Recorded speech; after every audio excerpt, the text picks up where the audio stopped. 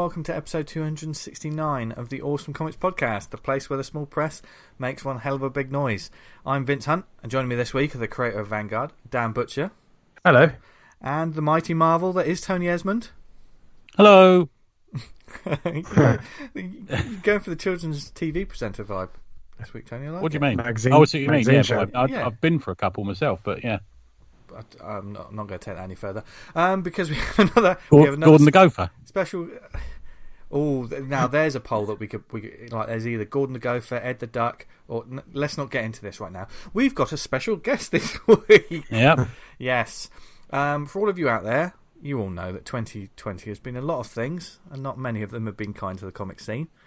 There's been events that have been cancelled, postponed, rescheduled, rightfully so, of course, because we should all be looking after each other.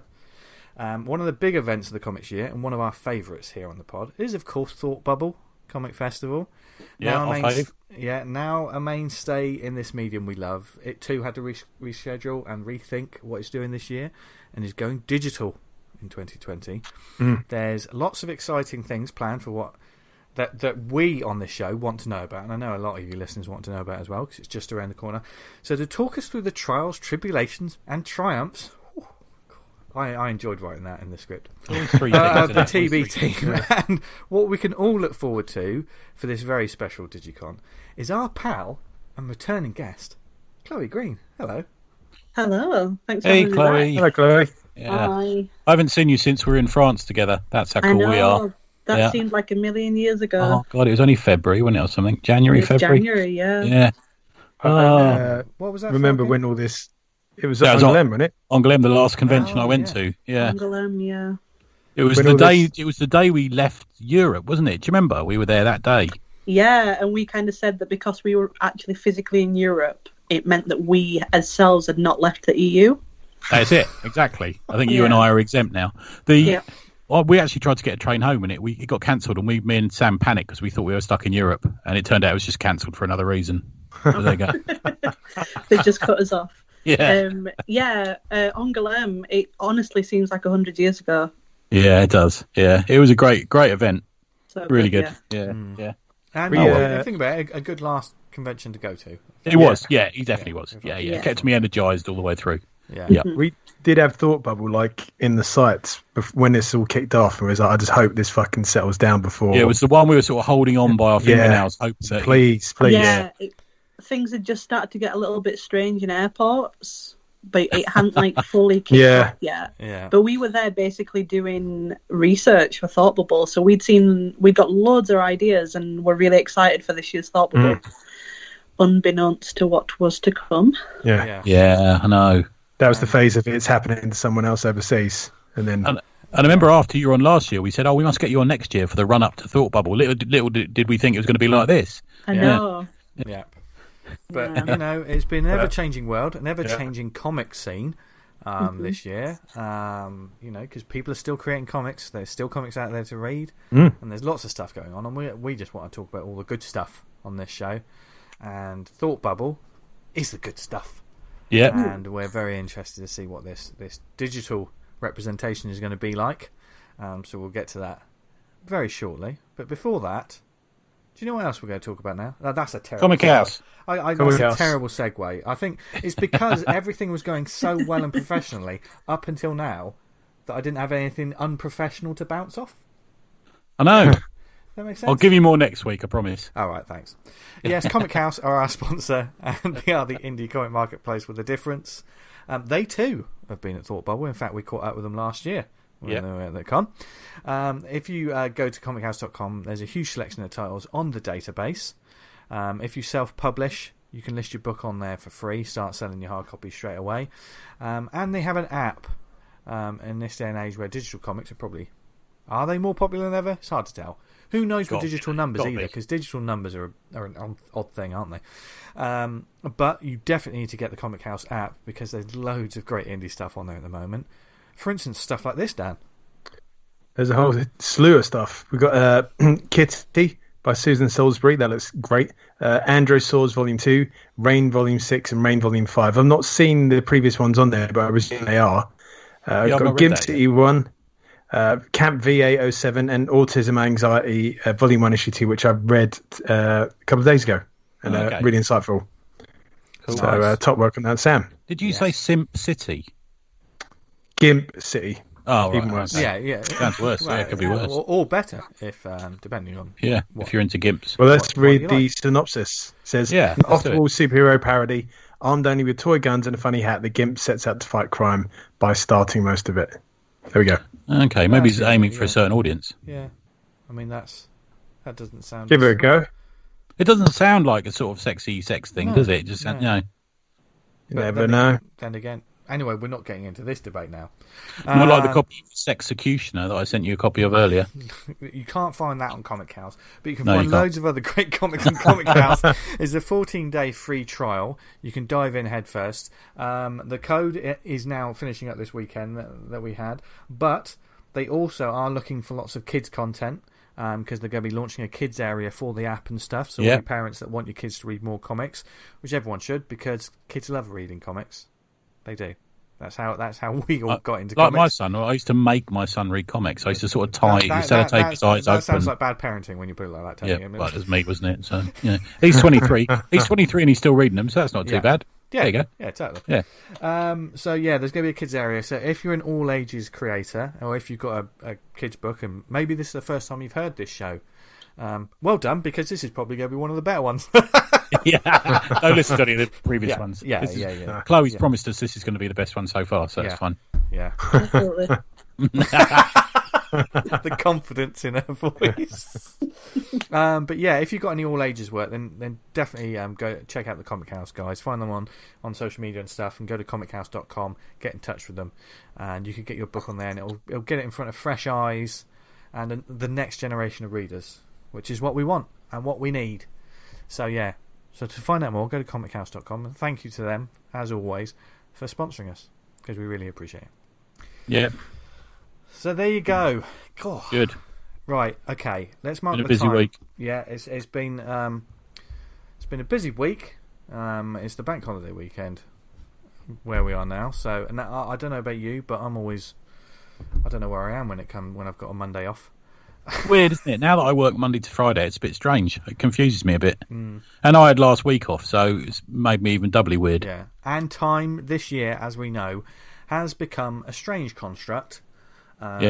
With a summer that has seemingly been the longest summer I've ever experienced in my life in terms of good weather, and yet the shortest summer because I don't know where it's all gone, because it's just disappeared. Christ almighty, the rain we've had here, honestly. Yeah, but we did have like 3 months of hot weather. Was complaining about the hot weather, when you couldn't leave your house. So it's been a crazy year, and like we said, there are conventions that have had to deal with this, and Thought Bubble it is no different, but they've been putting in a lot of hard work about their new digital Comic-Con, which I know there's a lot of people out there, and we're just going to get straight into it with Chloe. She's a returning guest, so she knows how unprofessional and terrible this show is. So, and we've had some questions, we've had some questions that she'll be answering as well, and she'll answer all of our questions. And our first question is wow! Look, the first question is this: how are you guys doing at Thought Bubble HQ?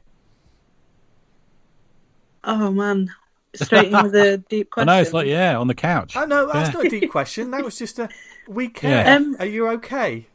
Yeah, of course. Yeah, genuinely. It could have been a lot worse, and we're doing pretty good. Oh, good. That's the weird thing about the Cove, isn't it? It's made us actually ask people if they're all right, and kind of mostly, even for me, mean it. It's strange, isn't it? Yeah, I guess we're kind of assuming that people probably going to have had a bad time, at least for a bit, because I don't think anyone expected a global pandemic. Yeah, no, yeah. And like when it goes on for a certain amount of time, that obviously can affect people when they're stuck at home, and when they're or working from home, or all things going on. So so anyone out there, we hope you're all right. We usually say it every week. We hope you're okay, but this time you genuinely mean it. This time you genuinely mean it. That's why this is the episode you want to listen to first. The rest of it was all lies. So Thought Bubble is obviously, it's a grand undertaking. Anyone who's been there, whether it be as a visitor or a guest or an exhibitor, and we were lucky enough to also be there, myself and Tony, and experience it. Yeah. It's a big old event. There's lots going on. Most importantly, it's all about the comics people. That's why we love it. And there's a lot going into that. And then when you had to reschedule, restructure, and rethink, what was that? I mean, obviously it's not ideal, but you're still attempting to. There's a thought bubble happening this year. Yeah. So obviously, being towards the end of the year, and generally like the last convention of the season, at first we felt pretty hopeful that things might have cleared up by November. Like all of us, mate. I mean, we were all hanging on for it. We were all hoping, fingers crossed. As every other one fell, we said, "Well, that's sort of the last hope is the thought bubble." Definitely. A bunch of people were in the same position. Yeah, as ones start to drop off, they're like, "Oh, well, at least thought bubble's still going to happen." But I guess what people don't, maybe visitors and exhibitors don't really think about with a convention is it takes us a year to plan it. So if we're planning it for a year and then it doesn't happen a month before, then it's a huge chunk of money, a huge chunk of time. A lot of people will have booked their hotels, will have booked their travel, will have booked flights and things like that. And so it became really obvious that the best thing for us to do to make sure that we were in a chance to continue next year was to kind of call it quits a little earlier. Yeah, guess who booked a hotel and didn't do it with the cancellation? Do you know anyone who did that? Me. I did that. Yeah. Well, you could still go to Harrogate for the weekend. That's true. You've got a good what point was what was that tea room we went to, Tony? Well, we can never go back there. You know, we can never go back there, Vince. No, I can go back there because I wasn't threatening to play the piano. Yeah, just go for a nice weekend in a nice Yorkshire weekend. It'd be fun. Yeah. It's a lovely place, actually, though. Harrogate's a really lovely... It's a beautiful town, isn't it? Even for the north. But I said something to Vince, and I saw the woman at the table next door do a visible like that. Yeah. I was chatting to Reggie from Destination Venus, the comic book shop in Harrogate, about what the difference between like Leeds and Harrogate and us being there. And because Harrogate is such a load smaller place, but maybe not quite as cool as Leeds. Yeah. When Thought Bubble was happening, we took over the whole town, so it was kind of cool. So like, even though you were sat in this tea room and maybe getting a few funny looks from people, if you were in a bar or something like that, then the chances were you were around comics people. He'd still get funny looks from people. He'd still get funny looks. Yeah, I appreciate that. Everyone else. You go, where have you been? I said, I've been trying to talk him in to let me play the piano downstairs. I can't play the piano, but you know. Yeah. So obviously there's a lot of thinking and restructuring and rescheduling, and you know, obviously all of these decisions that have been made are for the right reasons, for absolutely the correct reasons. Yeah. So, and the obviously, like you say, there's a lot of money and organisation that goes into it. So the pressure, I can't imagine that pressure that you guys were under, because Thought Bubble in itself, just by reputation, becomes the biggest event for comic creators. It's the one I always recommend to foreign, like American and European people, saying which one's a good one to come to in the UK. Then it's a no-brainer. It's the big landmark one for us, isn't it? You know. Yeah. And our number one priority was making sure that we were still going to be able to come back in 2021. Yeah. Okay. And as non-for-profit, it's if we'd have started putting money into this year's, it would have been very different next year. Yeah. Yeah. Yeah. Okay. But with that in mind, it's coming back, people. Everything's going to be okay, and it's going to be back, and we're all going to be in Harrogate, and Betty's. I won't let him go anywhere near the piano, but no, no. But in all seriousness, we will all be there next time. Dan's promised. You promised, Dan. Yeah, it's all ready to go. I was really looking forward to it. Yeah, really looking forward to it. And so Chloe's gonna be on this show again in the future to talk about that as well.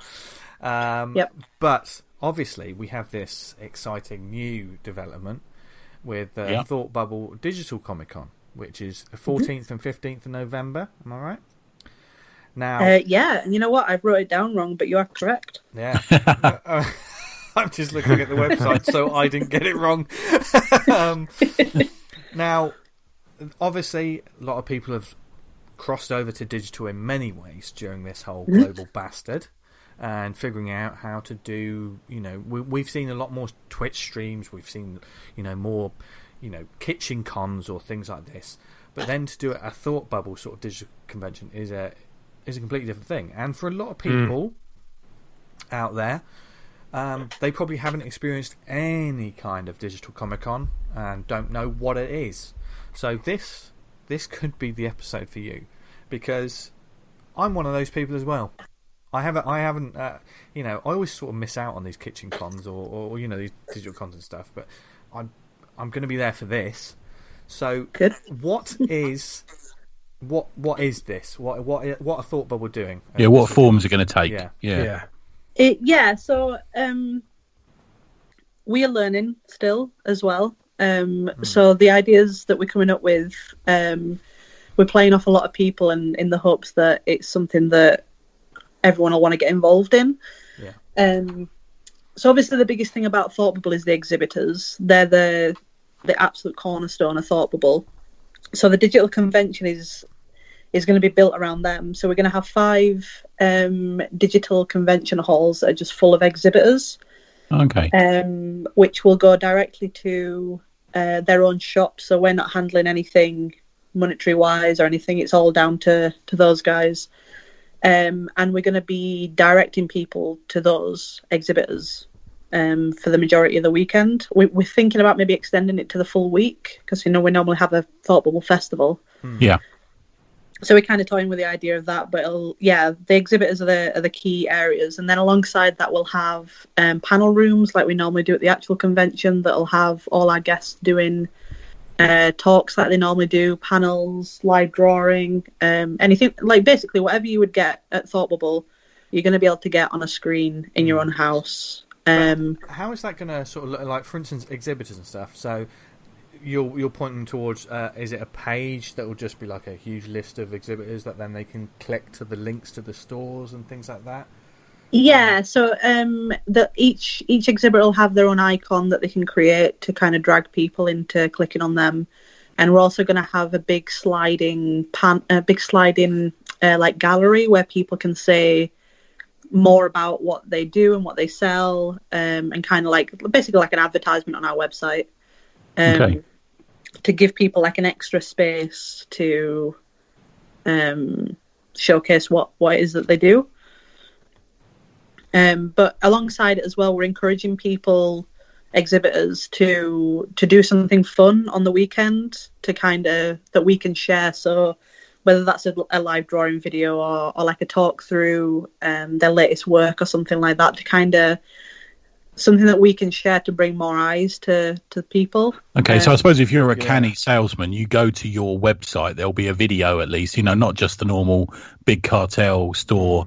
People, the clever people will have put something more interesting up, won't they, I mean, it's like, I can't remember what convention I did it for. It might have been True Believers early in the year. When I did that silly little video? Oh, yeah. And it was basically me looking at a camera looking like a complete moron. I watched that a lot. Yeah, thanks. But it's sort of saying, here's what I'll have on the day, and actually showing people on the screen, look at this book. So if any of these exhibitors put together a video like this so people can actually see the size of books, prints, etc., and they're talking to an audience, you'll point people in the direction of that link. And so we're gonna have a specific hashtag for exhibitors to use over the weekend that we will try and share as many of those as we can to our audience. It's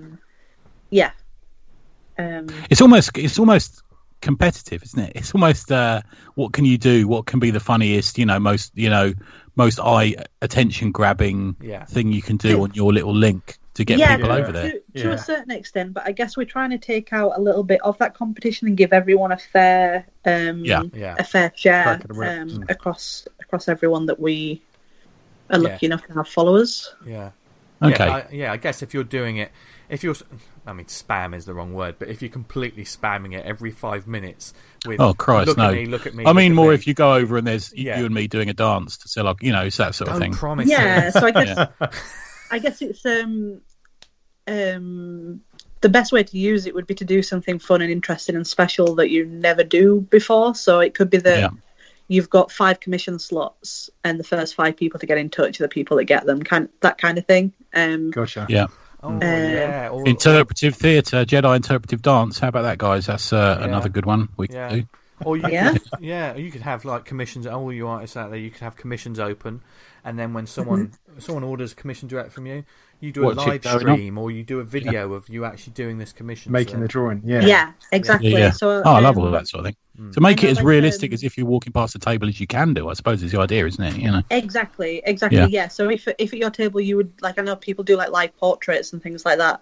Do that, but just do it online. Yeah. It might be a little bit weirder to administrate, but it's definitely something that will draw people in. Yeah. If you go to the awesome one, it will just be me and Dan badgering and bullying Vince constantly throughout the whole day. So it completely replicates what actually goes on at convention.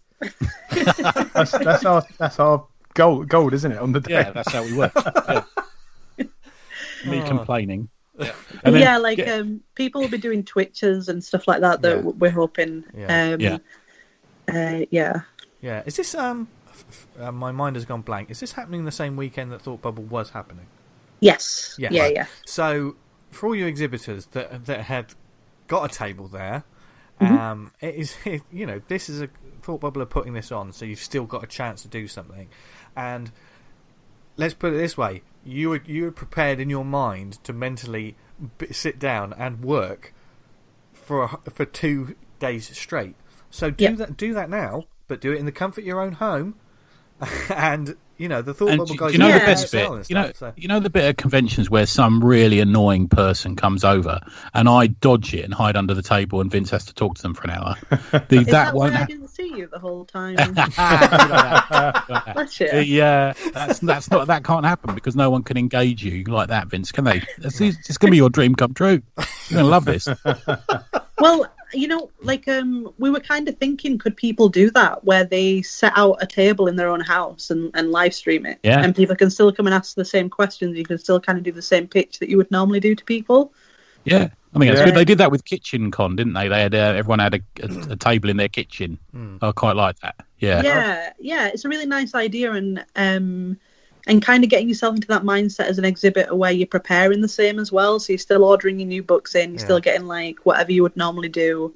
And obviously we've been talking about like artists doing things, but of course there's writers, there's colorists, there's all kinds of who exhibit a Thought Bubble. So just have a think about how you can present your work and present your comics on this day. Yeah, do a live reading, do whatever. Yeah, there's so much you could do that. I'm going to throw myself into it and just get really trashed on the Friday night. So the whole Thought Bubble experience, just get really just really struggle through the whole weekend. So we're still going to have the Midcon party on the Saturday night. Oh, I saw you post about that today. What's the score with that? Yeah. So we're still trying to convince some people, but we're hoping to have some pretty big names doing live DJ set for us. Listen, we'll do it. Chloe, you don't have to keep asking. You just always evade my questions. Tony, we can't play Blue Monday for 5 hours. We can't play straight. Daphne and Celeste for 3 hours. Oh, you ruin everything. I think the way that we're doing it, it'll be a live DJ set. Nice one. And we're kind of encouraging people that can't realistically get together with their friends, assuming that social distancing is still the same in November, to just do like a group Zoom call and just have a party. Okay. Just actually do something fun. We've been experimenting with the group Zoom for drink and draws, and we get about 30 people on there, and it's still pretty manageable. Cool. It's been we've done 3 now, and they've all been really well attended and gone on for quite a few hours, haven't they? Yeah. And everyone sits there and drinks. It's been good stuff. Yeah. Do one specially for Thought Bubble weekend. Oh, do you know what? That's not a bad shout, actually. Good idea. Tom, I know you're listening. Tom, you'll be listening. Mr. Curry, Mr. and Mrs. Curry. Yeah. There you go.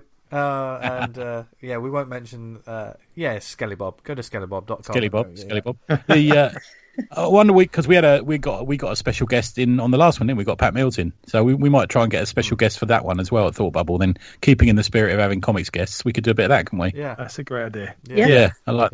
Yeah. So good at recruiting people. Oh, yeah, it's called grooming. I think you'll find it's the. Well, comics is a cult, isn't it? Really? Yeah, it is. Absolutely. Yeah. You'll never leave. No, that sounds a bit scary, Tony. So obviously, we mentioned the exhibitors. What's going to be happening with the guests? Because obviously, the guests is always there's always a great lineup every year with Thought Bubble, and obviously, like you say, international guests. Everything has. Well, it's your oyster now. You don't have to fly them over. Yeah.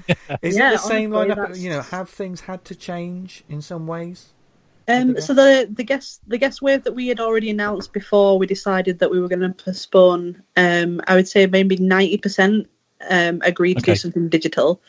So every guest that we have announced so far will be doing at least one video for us on the weekend. Do you want to run us through some of the names, Chloe? Or So Sanford Green. Oh, nice, good stuff. We've got Jock, we've got Duncan, Fagredo, Babs Tarr. I'm excited about. Yeah, cool. Like that stuff.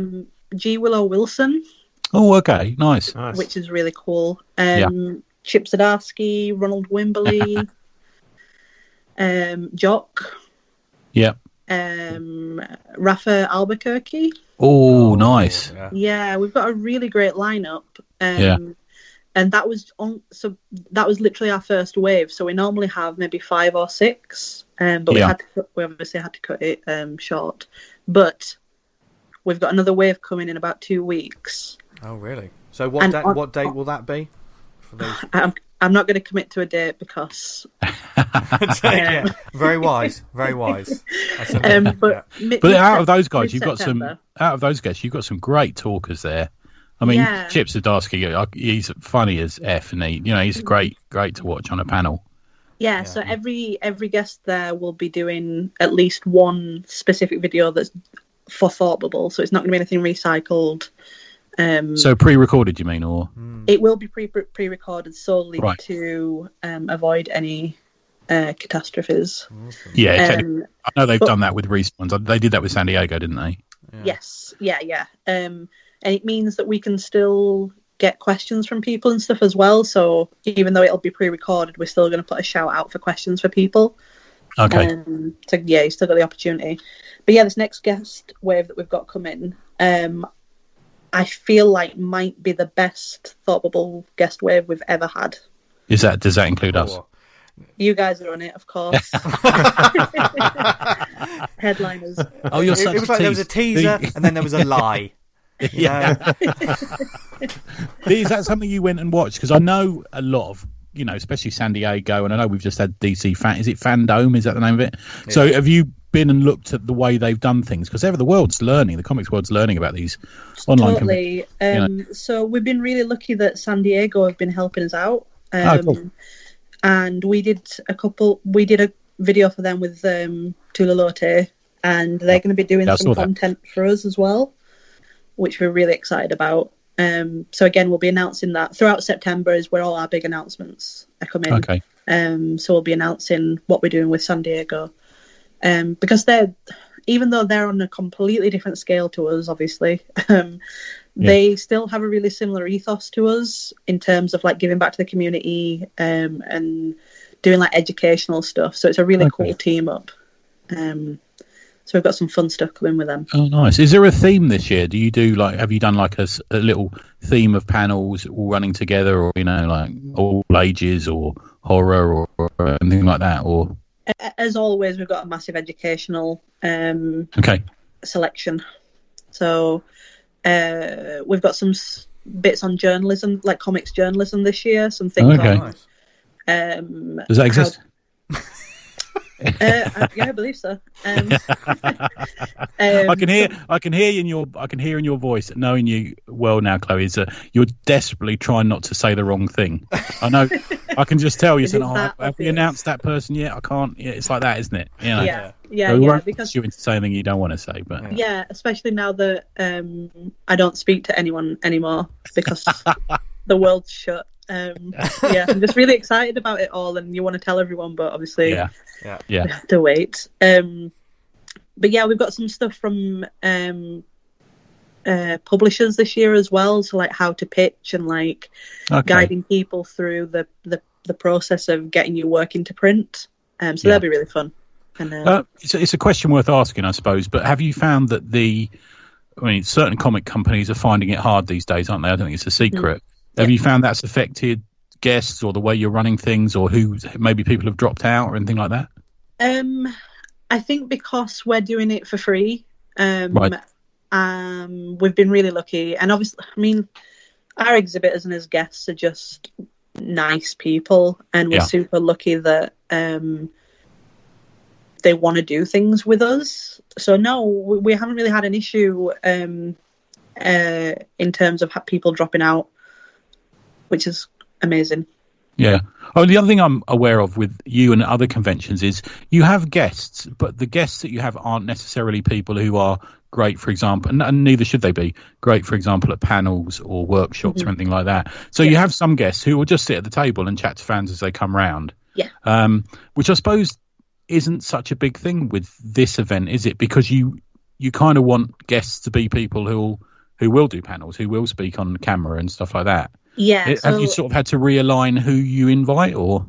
A couple of people have realistically said doing a video terrifies me. I don't want to do I can imagine so. Yeah. So that's the only reason that people will have not been named. But they'll be coming next year instead. Yeah. Okay. So anyone that we announced for 2020 that decided they couldn't be part of the digital convention will be physically there in 2021. Okay, cool. Which is kind of a good trade-off. Yeah, I think so. Yeah, definitely. Yeah. Yep. Cool. So there's lots, you've had to, I mean, it's a complete experience, a new learning experience for all of you, because organising something to the size of like Thought Bubble, like when you see it, that takes a whole year in itself. So to have that, then decide how you're going to do this, and still look to next year, because that's still, 2021. Fingers crossed. Yeah. It will be back stronger than ever. So do you feel, after there was uncertainty, as there was with a lot of things, a lot of people, of course, but and you figured out what you're doing, you're now in a place of confidence. You're now in a place of, yes, we know what we're doing. Yeah, this is going to be great. We're confident about what it's going to be like for next year. You're all in a good place?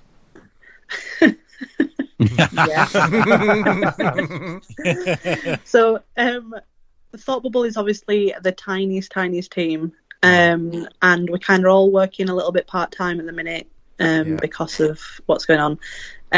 So it's definitely a massive learning curve. But I feel pretty confident about it. I'm really excited about it, and I really hope that comes across to people, because like what you were saying, getting people to sit down at their computer for the weekend isn't the same as getting people to sit in a convention hall for a weekend where you've got you wondered that it's different, isn't it? But I think it's a mindset thing, though, isn't it? Because if you think about how many times have lots of you creators out there who are going to exhibit at, this was probably one of the weekends where you weren't going to be at a computer because you're working on your comics. If you're going to be at your computer anyway, if you're so used to being at your computer all the time, just do it and be at a convention at the same time. But I think the other side of the table as well applies to that, because how many times have you been just as a punter to a convention and walked around a few times and thought, I'll go and get a coffee, and come back in a bit. And that's what we'll do with this, won't we? We'll go on, we'll have a look around tables. Oh, he's drawing. I'll watch that for a while. Oh, they're doing a talk. I'll watch that for a while. Right, I'm going to go downstairs and have tea. And I'm going to come back. It's a bit like that, isn't it? The benefit being that you can be everywhere at once. And if you look at like an overview, you don't have to fight to look over someone's shoulder at a table. Exactly. Doing drawing. Yeah, exactly. yeah, that's kind of what we're hoping. You can dip in and out, and you can still have these chats with your friends and share things with each other as well, and still have that same kind of like fun interaction with your mates about it. Yeah. Should we? I think we're getting onto the area now of a couple of the questions that we were asked. I was just about to say, like, we're getting into the area of like what's it going to be like for the. We've talked about exhibitors and stuff, but like for instance, the people visiting and stuff. And I know one of the other questions are kind of about that, isn't it, Tony? So I've got one from Sarah Harris at Implausible17. We all love Sarah. Yeah. And a big convention goer. You can't miss her because of her coloured hair. Let's say that. Yeah. And the amount of books that she buys at every convention she goes big to. comic Buys fan. a few books. Yeah. And she's asked, I imagine it's going to be a whole different challenge getting people engaged and excited about a digital convention compared to the usual annual hug fest. She does love a hug. How are you planning to get us all hyped? So is there anything in the sort of run up that you've got planned? I suppose you've already mentioned the staged release of exhibitors and guests, but I mean, it's kind of what you do anyway, isn't it, that, I suppose? Yeah. I guess it realistically is, that's our biggest challenge, is kind of engaging people. So we're still going to have timed program, like you would at the convention weekend with panels, right, and talks. So everything will be, not everything is just going to be like dropped on the Saturday morning feed as a free for all. Right. So a timetable. Yeah. Okay. Yeah, and then you might watch a panel with a specific guest, and then afterwards we're hoping we'll have a bunch of them on Twitter as well, so you can maybe while you've been watching it, you thought of a question that you want to ask, and you can ask them a question directly on Twitter and stuff like that. So that's kind of like a fun, different way to get you engaged. The panels will be going up. Will they be staying up if you miss them real time, or you miss them the release rather? Yeah. They'll be up indefinitely, unless there's a reason we need to take them down. What are you using for that? Is it YouTube? I take it. Are you going to transfer them onto YouTube, or everything will be hosted on YouTube, so it's mega easy for everyone to access. Okay, so you're not considering any live streams? Because I know that chatting whilst on a live stream is quite popular these days with Twitch and even on YouTube, isn't it? A lot of these live time, nobody's doing that at all, or we're kind of still toying with the idea of maybe doing it with some of our particularly close guests. Right. Okay. But because we want to keep it super family friendly, and we want to make sure that there isn't any glitches. Not everything. I was thinking, because that would just be like running the space shuttle or lift off the space shuttle. The timings would just be a whole team's worth, wouldn't it? And if you think like a bunch of our guests are in America as well, so if they're up at 3 a.m. doing a live stream and then their internet goes down. Probably drunk. Yeah, there's just nothing that we could do about it, and that'd be a real shame for people that are turning up to do something to see someone like particular. Okay. Next one from Damien at Art92. I've just read his comic actually. Can you ask that if the digital con is a success, will they be looking to build on moving forward with it, not replacing the physical con, but supplementing future thought bubbles with online elements to allow more people to engage with the events, including panel guests, etc., who can't travel? Is that something you'll look to do alongside the real event next year? Yeah, definitely. So I guess this is a total new world that not many physical conventions have even considered before, is doing things digitally. But we basically open up our audience to the entire world. So why wouldn't we try and do a mixture of both? So obviously nothing's ever going to replace the physical convention. Yeah. But if we can put on a bunch of our educational panels on YouTube for anyone to access that wants to get into making comics, then of course. It might be that we film more panels at the convention weekend and put them on YouTube, or have something interactive. But I feel like a lot of events are going to do that, where they kind of have a percentage online for people that can't make it, and it opens it up to so many people that might want to come to the convention and can't physically for whatever reason as well. I can't see any bad. It's weird. It's almost like conventions are following comics. So where comics were a physical thing and you'd hold them and read them, then suddenly you can either hold them and read them, or you can view them digitally, or you can do both. Kind of conventions are kind of weirdly gone that way as well, haven't they? You'll find that people who might be a bit intimidated by going to a hall full of people. They might find this is the better option for them, I suppose. Or like being intimidated approaching someone's table. You might love a creator, but you might not have the guts to go up and say hello. Yeah. I mean, that's me. You know what people are like online? They've got loads of guts, haven't they? Yeah. But with a digital convention as well, if you look at it like this, I mean, yes, we're missing out on all the hugs that we're going to give everyone, which is pretty much 75% of my thought bubble time. These arms were made for hugging. Well. These arms were made for hugging.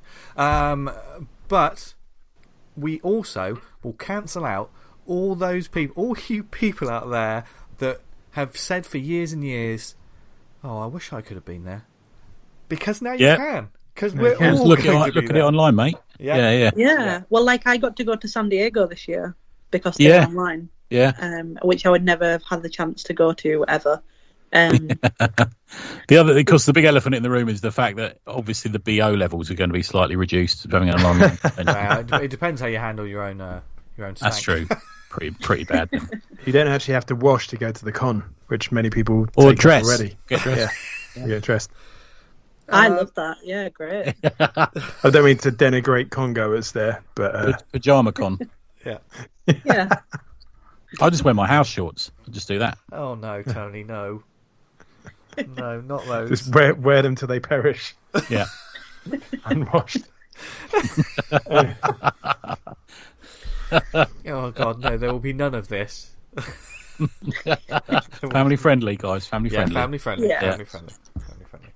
But that's we got one more question, so I've got two more actually. So, when we recover from COVID enough to have shows in person again, will there be any changes to Thought Bubble? So, other than perhaps running a digital con alongside of it, have you learned anything from this process, Chloe, that you might apply to a physical convention? Do you think, or? Well, we already had a bunch of new ideas that we were going to be bringing in this year that we're still hoping to bring in 2021. Right. So, I'm not going to talk about them, but there will definitely be changes, and it might be as well that next year, obviously the halls in the aisles in Thought will get pretty packed. Yeah. And I don't know if we're ever all going to feel comfortable with that anymore. True. So it might be that we take on an extra hall and spread out a little bit more. Okay.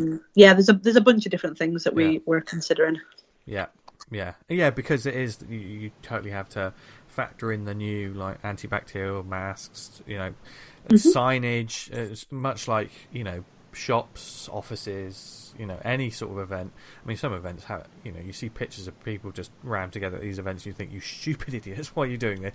Yeah, Illegal I've watched raves. films recently where like people are having a party, and I'm like, oh my God, what, you're having a party? What's wrong with you? Not like it's totally in his minds now that you stay away from people. It's really changed my attitude, because it used to be when I saw people having a party, I'd think, why haven't I been invited? Don't they like me? But now it's like, you fools.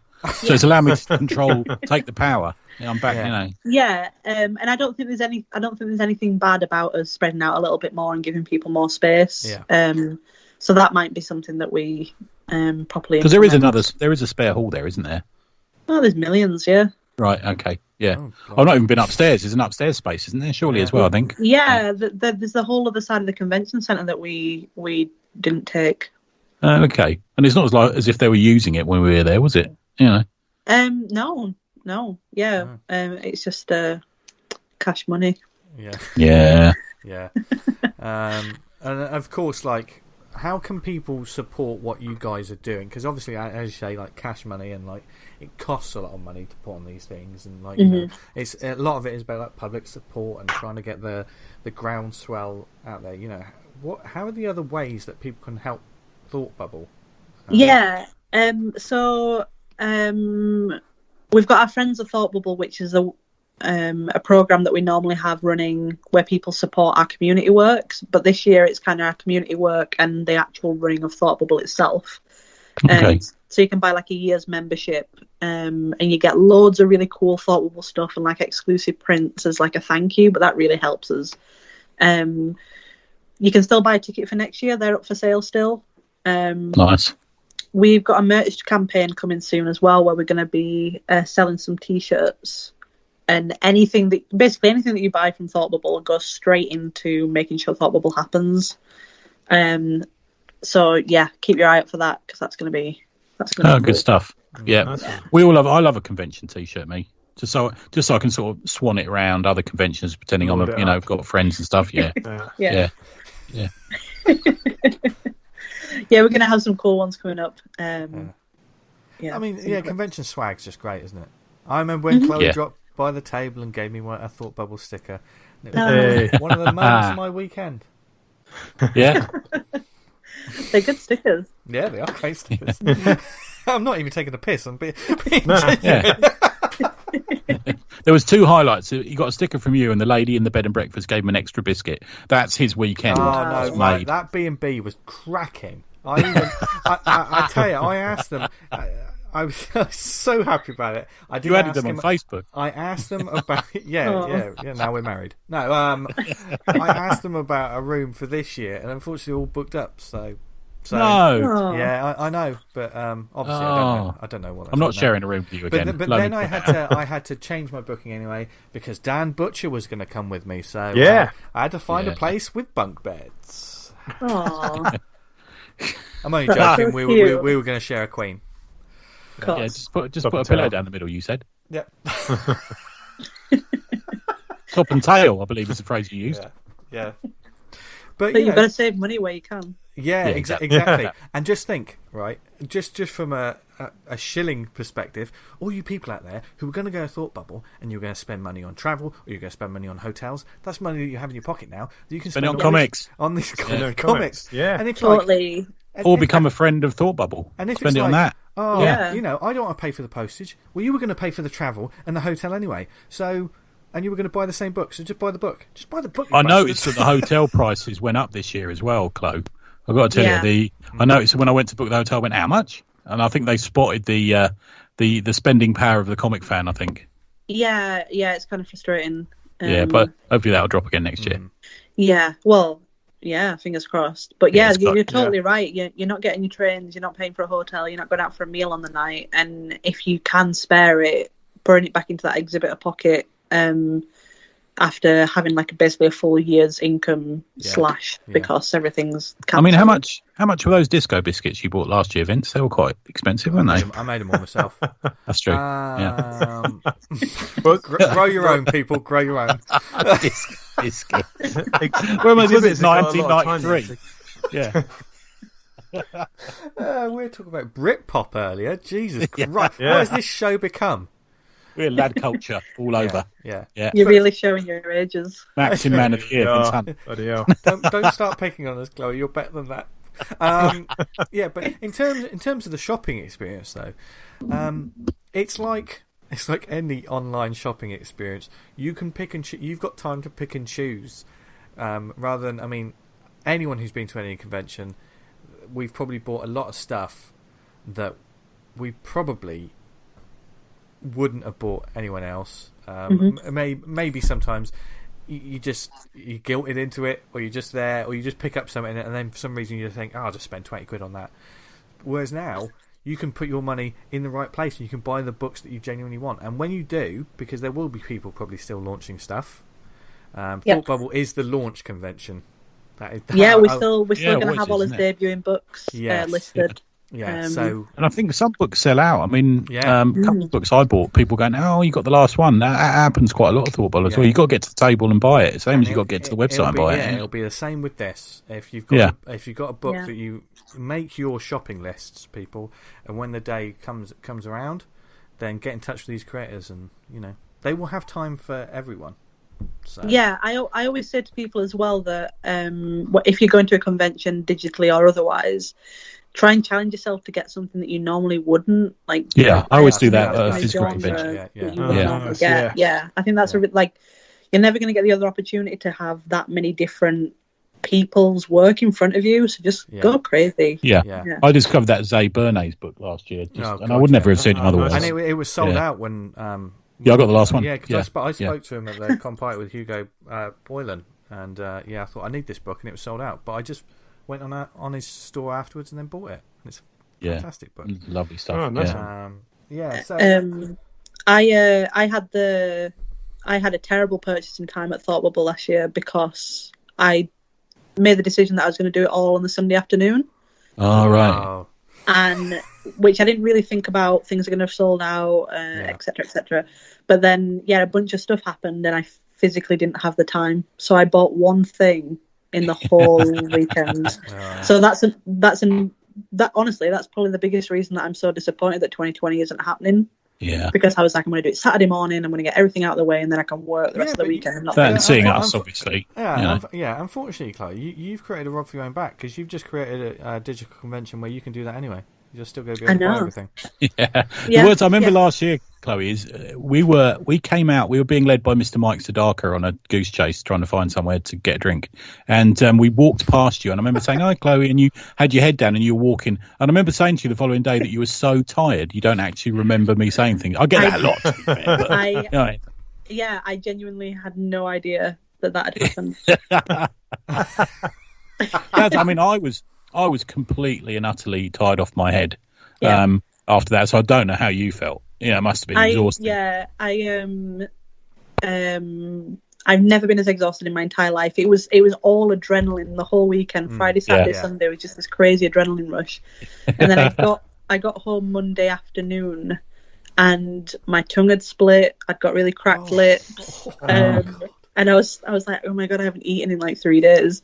But it was great. I was so excited to do it again. I stopped off at Leicester Forest East because I thought, right, I'm going to stop before I get home. If I get home, I'm just going to go to sleep. I need to do the sales report. So I thought I'll stop there. I'll go and get a coffee. I went upstairs at the services, and it was full of everyone from Thought Bubble continuing the party. Oh, that's so cool.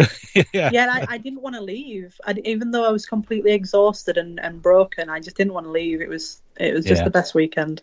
Yeah. It was great one. Really good. It was my favourite Thought Bubble so far. I got completely, that's an absolutely brilliant time. That's because I was working it. Yeah, you see, that's the reason. Yeah, exactly. It was mine because I got a sticker. Hey.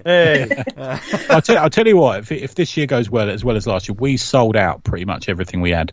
Cool. Yeah, it was a joy to drive that empty car home. Compared to I was on the way there, I was driving with Hilda dolls sat on the seat next to me with the seatbelt on. It was that packed a car. Back of the car was like a couple of inches off the ground. Yeah, it was. Yeah, it really was. Of a speed bump. Yeah. Genuinely on the back of last year, the feedback was so incredible. It's really cool that the big changes didn't affect how people enjoyed it. No, I thought it was great, and it's nice to have it in that because we, like you say, we owned a town, didn't we? That time. Yeah. Leeds is so big you could go to a pub and not see anyone, but this everywhere you went was people from the convention. It was nice. It was a really nice atmosphere, and a massive shout out to the Thought Bubble volunteers as well, because like when you turned up, they were all just the nicest people in the world. We like I've already said, with the luckiest people. We've got the nicest exhibitors, we've got the nicest guests, we've got the best volunteers, and moving to a different city didn't matter because they all came with us and just kept the same atmosphere. Yeah. So, and it's going to happen next year. So we're glad that you guys are obviously. You're going to be a deadly machine because you've had to reschedule things, but you've just learned new skills. It's definitely we've definitely learned loads of stuff. Which is the reason why we'll still do part of it digital next year as well, because we've got these skills that we don't want to. It's extra ammunition, isn't it? Really? Something that was just a purely convention there on the day, that whole weekend, that festival weekend, if you know what I mean. Now you'll have the experience and you have the knowledge of the digital convention, so you'll have so much at your disposal. It's exciting. Obviously you can't think about that now because you just think about this digital convention. And it's a separate revenue stream for creators as well. There's that I think, which is a thing a door you're opening up for people who might if you run both, you'll obviously be mixing and matching. People won't be at you'll have an extra 50 people able to table, which is always the drama, isn't it, in choosing people to table.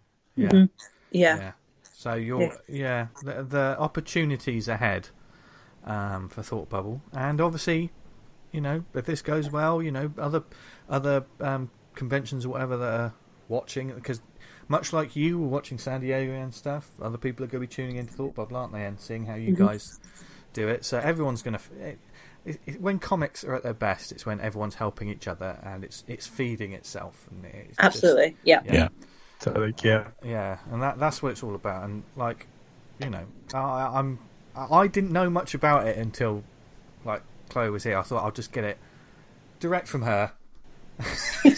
Yeah, yeah, you know, because I don't understand the interweb. They sound like me. Well, we're trying to make it as accessible as possible as well. Yeah. So even the people that aren't like Even constantly the old Twitter people, and I stuff think like you that. mean. Is that Yeah, what you're saying? Old people.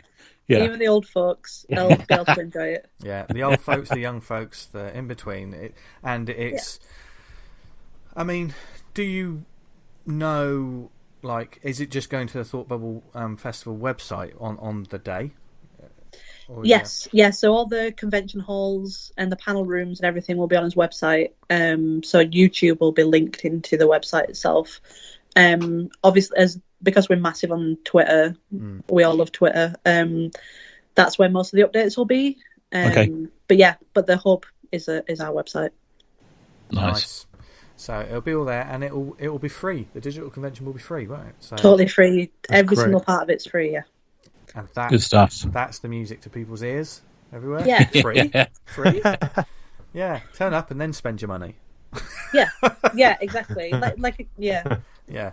But in all seriousness, though, I think now is the time to peruse those exhibitors and, like Chloe said, discover the people that you didn't know. I mean, normally when I've exhibited at a convention anyway, I've gotten into the habit of looking at the exhibitor pages and seeing what new, I love discovering new artists and new creators and new comics and stuff. So now's the time.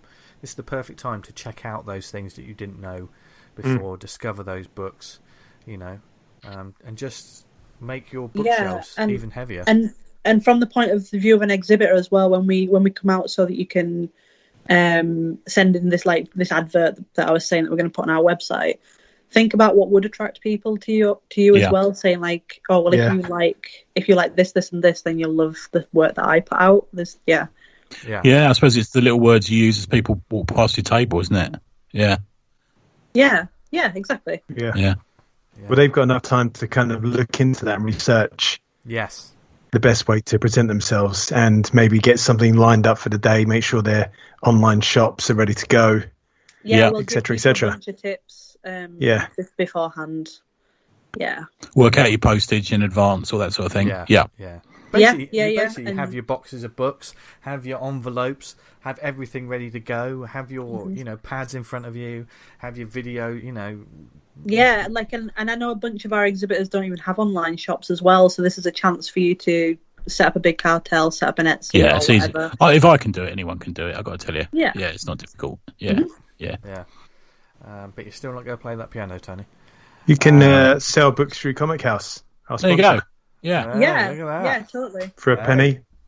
Yeah, that's it. We're paying for that sponsorship. No, but we're looking forward to it. It's going to be great. For all you people, all you exhibitors, you've got time. Sort out what you're going to do. All you visitors, just stay tuned to social media. Whenever you pop on, just see what new books, because we're getting to that point where people are going to start announcing, like, I'll be launching this at this time. I think I'm fully expecting in the next sort of 3 or 4 weeks we'll start getting review copies for books that are coming out in November. Yeah, and because there'll probably be people as well. Just thinking of this now, there was always the Thought Bubble print deadline.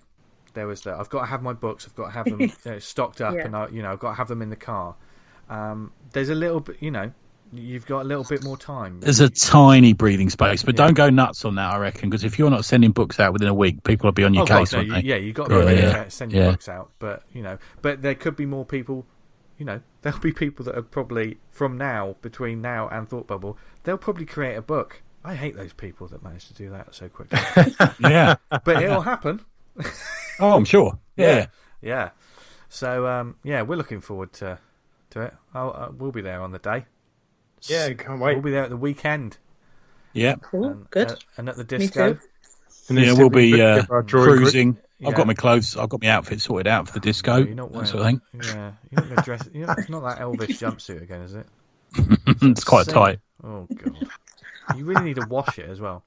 No, don't. So Chloe, you're going to be DJing, yeah? What fat tracks are you going to drop on? Oh my on God, you Joe old Public? bastard, you granddad. Well, I don't know if any of you have ever met me, but I am not a party person. Chloe, on a completely different note, I'm really enjoying your art at the moment, mate. Oh, cheers. Thanks. Yeah, I really like seeing your art pop up. I didn't know you were so good. Pretty. No, I'm not. I couldn't even finish that sentence. But yeah, well, I mean, I've got more time in the house now, so Yeah. I'm trying to use it for something a bit more productive than Good stuff. scrolling. Drinking red wine. Yeah, like I do. Yeah. Oh, God. Yes. So stay tuned, and we will update you. I mean, Chloe's going to let us know all about it anyway, so we'll keep you in the loop as well. Yeah. And we'll stay friends with her just to get free stickers. Exactly. Anyway. Why else? Right. So with that in mind, do we have any shout outs? I've got a few from my world tour. The world tour continued this week. Oh, yes. Yeah. So I drove up to Scotland. On the way up, I stopped off and saw Nikki and Ian from the Lakes Pod. Love them. We went for dinner. They paid. It was very kind of them. I went to a pub. Has anyone been to a Wetherspoons since lockdown? No. Since lockdown? Yeah. No. Because you have to pay on an app. CUNT. You can't go to the counter. You've got to use the app. Oh, okay. And I didn't have the app because I'm from London. And Ian ended up paying for it. It was very kind of him. Then I went on the way up through to Scotland. I stopped off at Johnny Cannon's house. How cool was that? Hey. Gave me a couple of pages for the new book that's coming out. Did you manage to get through the gates? And how far is the drive? Is it 2 miles? Yeah, it's an in and out driveway. He literally lives on a lock. He's like a lord of some kind, I think. Lord Cannon. It's like Monarch of the Glen. Yeah. And then I drove through, and then I drove to Dundee, and I went for a drink with Tom Stewart, Dave Robertson, and the mighty Mike Sedaka as well. So look at that, fit in loads of comic people on the way on my little trip. Fantastic. Good stuff. Good seeing everyone, actually. You're really good company, really funny. Yeah, kept me going on mine. Then I drove for 7.5 hours all the way home without a stop. Wow. Well Fuck done. me. Oh, God, killer. Yeah, there you go. The other one I've got is Galaxy Grappling Alliance 2. Should be in your inboxes. I got mine today or yesterday and read through it. It's brilliant stuff, really good stuff. Damien stepped it up again for anyone who's into comics and or wrestling. And I don't understand wrestling, but I like comics, so I really enjoyed it. And there's a little bit of a Hercules. If you look in the background, you might see a certain Adam Falp holding up Atomic Hercules sign, which is pretty cool as well, please. And it's also got a Mr. Butcher pin-up in it. Yeah. Oh, nice one. Yeah, it's got... who's the wrestler, the post-apocalyptic wrestler? Oh, El Marvo. El Marvo pin-up in it, yeah. Indeed, so go to www.art92, it's the letters, so spot out art92.com, and you'll find a copy if you didn't back it. It's worth looking at. Galaxy Grappling Alliance by Damien Edwardson. There you go. I tapped up Damien to do the cover for Vanguard 17, so yeah. Oh, one have you? hand Nice. washes the other hand, so I've done this for him. Yes. You're the mafia. Now, I've got a couple of Kickstarters. One has quite easily made its goal and then some, but that's because it's got 1 million people in it. If you're on social media, you've probably been made aware of Tales from the Quarantine. Everybody has a tale to tell. These are theirs. 400 artists and writers from 60 countries create the anthology of the decade. I mean, that's one hell of a statement. But yeah, Fraser Brown has put a lot of people together on this. So if you I think it's on one of the front pages of Kickstarter as well. It's got 40 days to go. It's got 431 backers as I speak, and it's smashed its goal already. But this is going to be, I mean, I love the cover. It's going to be a huge book. So yeah. Is this going to be the bookend for Quarantine Comics, do you think? Do you think we're going to be done with them after this? Do you think this is going to be so triumphant nobody else dare put another one out? I think this is the Arc de Triomphe. This is once this is done, that's it. Don't bother. Yeah. Job done. Don't bother. Yeah. don't bother. But what you really do, another Kickstarter, which does need your backing, 18 days to go, is Ghost Band, another 6-page graphic novel. I hadn't seen the video. What's the video you mentioned last week where he signs it? Yeah, it's good stuff, man. Yeah, it's good egg. Yeah, Jason, our pal. Jason McNamara, who's a brilliant writer, and this is basically One and done graphic novel. When a technological plague destroys the world, a handful of survivors descend on San Francisco, only to discover they have only 24 hours before they too will be wiped out. Hoping to leave a legacy that will outlast them, they do what any good San Franciscan would. They make art out of it. So it's about a bunch of people on the edge of the apocalypse coming together and starting a band. And this looks really great. So go to the Kickstarter campaign, watch the video. Pledge. It's going to be great. It looks. I mean, the artwork looks bloody amazing as well, and it's decent prices as well. Which is what we want. Have you ever been in a band, Chloe? Because you're a bit musical, aren't you? I've ever been in a band. Yeah, you're a bit musical, aren't you? Yeah, I play guitar. Yeah, there you go. Oh, nice one. Nice. And Dan, have you got any shout outs this week? 2 quick ones. We've got the Comicscene annual 2021. There's so many creators on this that it'll take fucking 10-15 minutes to go from all. There's loads of them, including me. I'm doing a new Project Hoax. Oh, nice. With Good stuff, man. Sam George London, so that'll be in that. And finally, one that might have slipped under the radar. It's Team Up in Time and Space Turbo Thrust Issue 0 comic. Yeah, what is this?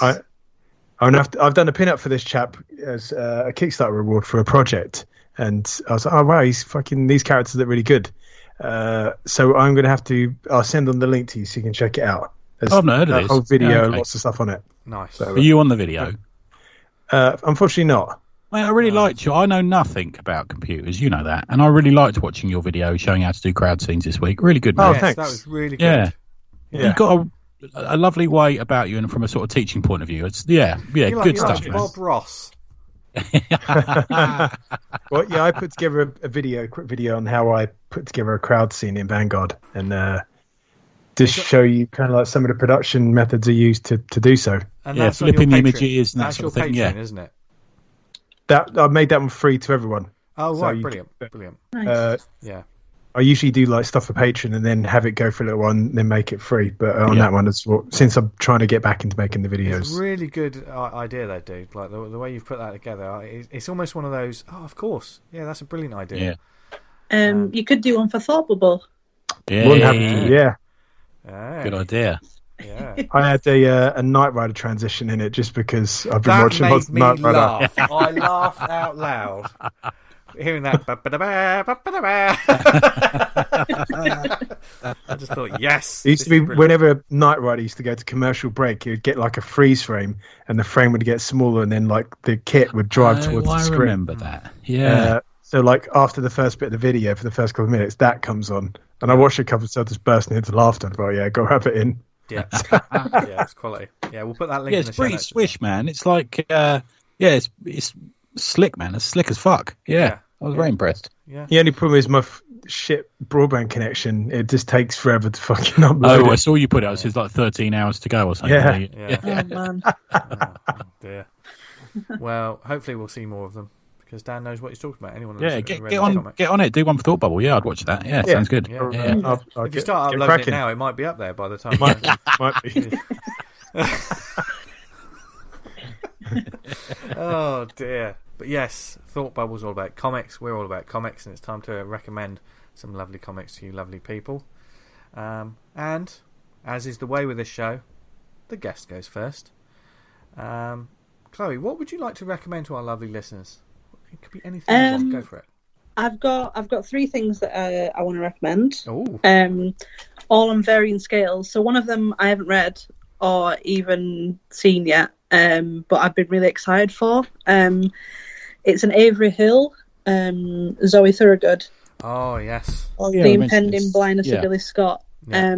I've been seeing her putting this together for like the past few months, and I'm just super excited for it. There's a lot of buzz about that at the moment, actually. Yeah, I mean, we what was the book we reviewed of hers? You reviewed it, V, didn't you? And then you sent it out to us. What was that? Angel. Was it called? Yeah, that Angel? was a lovely little short story, wasn't it? We were quite taken with that. I'm going to say about a year ago or so now. Wasn't it? Yeah. Yeah, her artwork's incredible, and it's just been really cool seeing it. And Zoe got the physical copy of it today, so it's just Okay. I'm super excited. Are you for that. pals with her? Are you or? No. Oh, okay. No, I wasn't saying not that was yet. the reason you're doing it. When you said she got the copy today, I was thinking, maybe you were chatting to her. But, Oh no, okay. this is purely a Twitter stalking. Okay, cool. I do that a lot. I do that a lot of that. Yeah. Another one is from a friend of mine. So it's Nick Gonzo, Full Soul Samurai. Yes. Yeah, that was really cool. That was a Kickstarter, and I got my hands on one of those, and you should definitely check it out. Well, we reviewed Nick's stuff year one of this, didn't we? Do you remember? Yeah, did. Yeah, he told me to say hi when I said that. He popped by the No-Brow table at Thought Bubble last year and I had a chat with him. Yeah. What's cool. The Spaceman one he did? Really enjoyed that. Oh, yeah. Oh, yeah. Oh man, I should know them. It's got a real underground feel to his stuff, hasn't he? Yeah. Yeah, and he knows his comics. He really does know his comics. Yeah. Yeah, he does. I've seen a few sneak peeks of things that he's putting together as well that look great. So it's definitely worth a social media stalk. And or a real one, if you got the time. And either way, as long as you stay at 2 meters. Practice social distancing. Yeah. And then the last one, this came out maybe like at the start of lockdown. So Barking by Lucy Sullivan. Oh, yeah. I'm sure you probably spoke about this at some point. Yeah, we had her on a few months ago. Yeah. Like Lucy. But I've loved that. That's been a highlight. It was funny because Lucy's parents used to own a nightclub that I used to go to. And we sort of realised it whilst recording the show, didn't we? It was all very strange. Oh, of course, yeah. I would not be surprised if, when it comes to the end of the year, a lot of people mention that book. Yeah, that's going to feature, isn't it? Yeah, it's just really stand out. It's a nice hardback copy as well. I like the way they produced it. It's got a little bit of there's a shelf feel to it, isn't it? It's not like just a trade paperback. It's an art thing, isn't it? It's an art. Totally. Yeah. It's one of those books that you'll look back at for inspiration. Yeah. So yeah. And nice. Lucy was a guest on the show talking about a lot of the personal stuff, and also she's got humour like us as well. Yeah, a bit of a 2000 AD fan as well, and she was like another one who was influenced by comics growing up and then got into it, and I kind of like that, Yeah. So seek out that episode because it's fascinating and a good laugh. Mm-hmm. Can I do a quick recommend for something I came across this week and I posted it up? Okay, babes. Tony's write-up for the London Super Comic Con. I think it was 2017. I posted it up and such great memories. Oh, it was, wasn't it? Everyone replied to days. Yeah. I don't know if you've heard the story, Chloe, but me and Vince got in early at the convention on was it the Sunday morning, Vince? Sunday. Can't remember. Yeah. And we left little pretend love notes from fake people in people's pencil cases. What are you saying, we? Well, I did, but you joined it. You kept up the facade. The night before, Chris Simba, Dan Harris, were on it large. Yeah. And they were fucked the next day. Absolutely. I mean, we went for it, hanging out of their arse. Yeah, they were hanging. And they came in to find notes in their pencil case that says, "Do you fancy some sexy time? I like your smile," and this sort of thing. And they're like, "Who's written this?" And they were coming up to our table, and me and Vince were having to play stupid. And it became quite the thing of the day, wasn't it? It was funny. Yeah.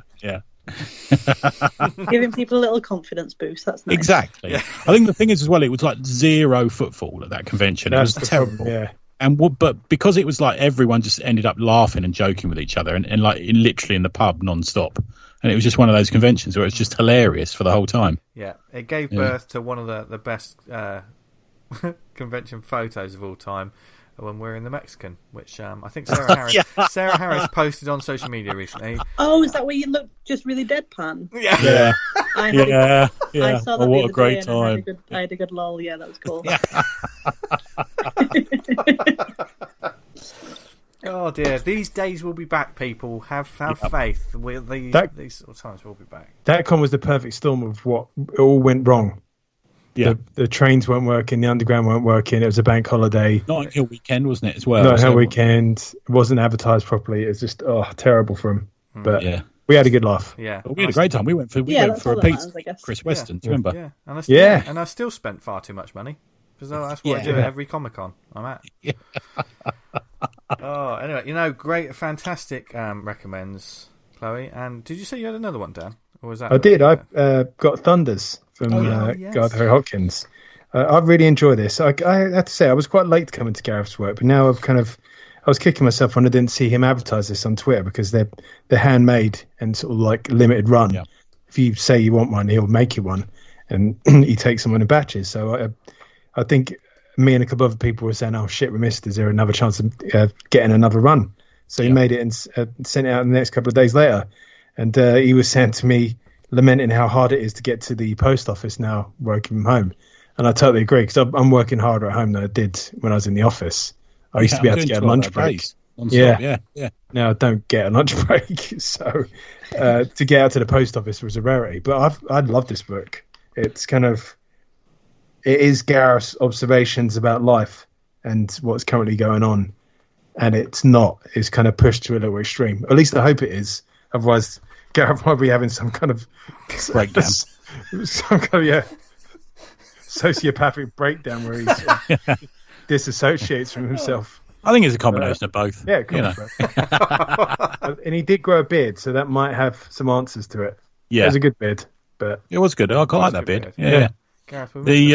Because mine got drenched. It got left out by the postman. It wasn't his fault. It wasn't Gareth's fault. It was the postman's fault, and it got drenched, and it made it into this whole new art product. And I reviewed it in that way, but he sent me another copy yesterday. Got another copy from him yesterday.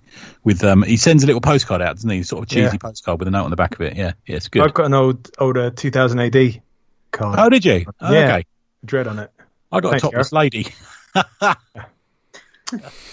Well, if you're interested in getting a copy, I think go on Twitter @GerthThink and contact him now. I think he's set up maybe an Etsy shop, or you go to his mailing list and he'll get a copy to you. Well worth it. Are you aware of his work, Chloe? No, I don't think I am, actually. He does mostly abstract stuff. Now, are we allowed to say where this comes from, the panel structure for this? Are we allowed to say this? I think so, yeah. It's not kind of... Yeah. So he did something called, I think, 683, and that was the panel structure. He recreated 2000 AD, progged 683 in an abstract form, and the panels were the same as inside the prog. Yeah. And he did this with an issue of Thunderstrike, the old Marvel comic from the 90s. Gotcha. And it's done abstractly. Yeah, he told us on the Drink and Draw, didn't he, I think? But knowing that, you would never guess it when you look. You couldn't guess it. Yeah, no, it's completely transformative. Yeah, it's a really poetical thing. I think you'd like it, Chloe. It's not just his thoughts. It's almost the thoughts we all have, but we forget sometimes. Yeah. But he mixes that in with some quite haunting stuff, and he uses repeats as well of lines, which have a really nice effect on it. It's we love his stuff. I think it's like we said before. It's one of those things I wish more people knew about, because I think you would get. Yeah, there's several of Gareth's books on Comic House. Yeah, that's true. Yeah, and it's a surprising sort of genre, because there's, we love all kinds of books, and I never would have thought, 10 years ago, that an abstract book like this would be in my wheelhouse. But whenever Gareth, whenever Gareth creates something, I'm there, because it hits you on a level you don't expect. So it's quite touching, isn't it? Yeah. I'll definitely check it out. Yeah, cool. It's well worth checking out. Do you want me to go next? Because I think all three of us have read your one and V, haven't we? So we'll probably let you crack on, and then we'll chime in. It's a series that's been talked about on the show before. So okay. So let's all go in on that one. Yeah. So I'll do mine first, and then we'll do that as the last one, shall we? How's that? Yeah. Department of Truth by Image Comics, issue 1, very kindly got sent through by our pal Martin Simmonds, written by James Tynnion IV, letters by Aditya Bidikar, designed by Dylan Todd, editor Steve Fox. It opens in Dallas on the 22nd of November 1963. We all know what happened on that day, don't we? Everyone? Yeah. JFK got shot that day, and it's a man in custody, and he's been taken in and accused of shooting the president, and he claims he's a patsy. And this is Lee Harvey Oswald. The trench coat brigade, i.e. the sort of Men in Black kind of characters from the 60s, early 60s, appear, and they ask to clear the room. Oswald gives them a coded message, which is up is down and down is up.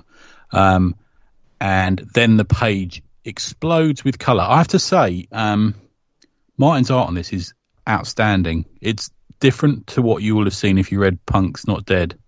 Really, really interesting stuff. We then jump to the present day and to a man and a woman travelling in a car together. The man is trying not to throw up and is asking the woman if she's going to kill him. She says she's not, and he gets taken somewhere.